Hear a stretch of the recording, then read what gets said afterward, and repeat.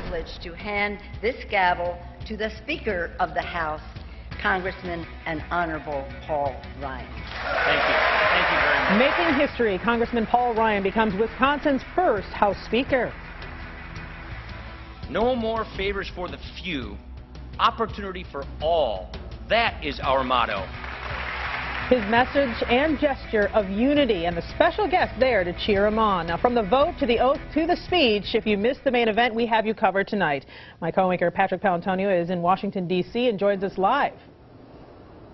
Latoya, it's a big day for Paul Ryan and a big day for the country. Ryan became the 54th Speaker of the House. He's only 45 years old, the youngest Speaker since 1869. He shared a message to unite and end the chaos.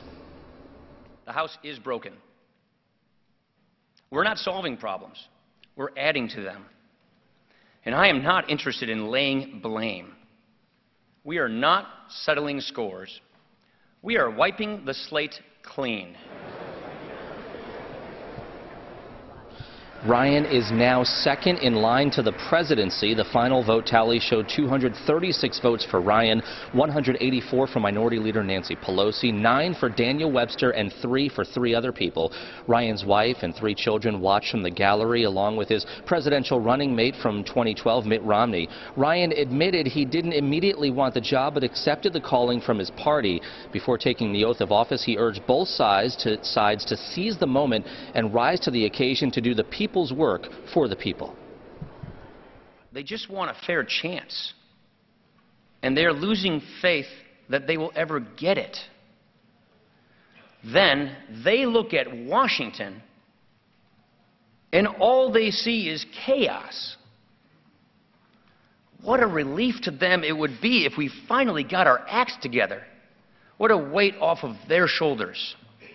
How reassuring it would be if we actually fixed the tax code, put patients in charge of their health care, grew our economy, strengthened our military, lifted people out of poverty, and paid down our debt.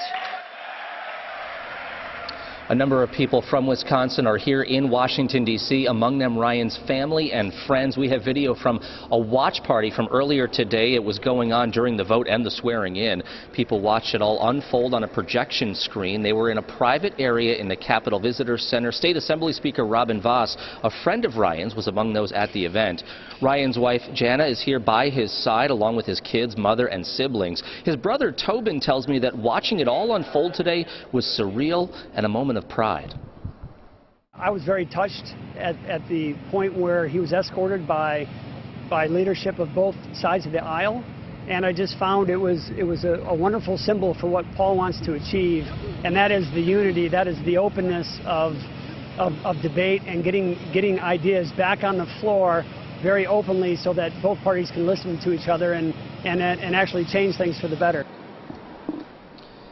In his speech, Ryan told the members that if they pray for each other. We're told that he started his day at Mass just down the street at St. Peter's. He was there with fellow Wisconsin Congressman Jim Sensenbrenner. 7 a.m. Mass just a few hours before the vote. Live in Washington, D.C., Patrick Paolantonio, WISN 12 News. And Patrick, Ryan mentioned he never thought he'd be Speaker and actually talked about the weight the office carries.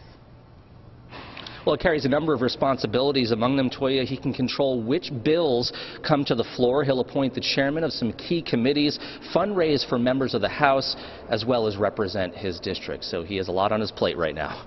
All right. Thank you, Patrick. Up front, host Mike Goucher joins us now. And Mike, we heard Ryan's brother talk about the show of goodwill by both parties today. How difficult or hard will that be to actually maintain? I think it'll be hard. It won't be easy, despite the fact that most Democrats you talk to personally like Paul Ryan. They think he's a serious person. That's all good stuff.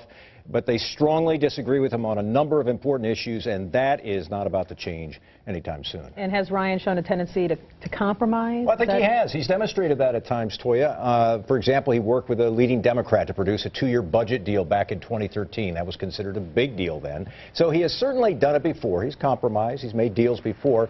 But make no mistake about this. Paul Ryan is one of the most conservative speakers in recent history, and he will lead a party, the House, that is more conservative today than it was a decade ago. So compromise, or common ground is the term they like to use instead of compromise, common ground may not be easily found. All right. Thank you, Mike.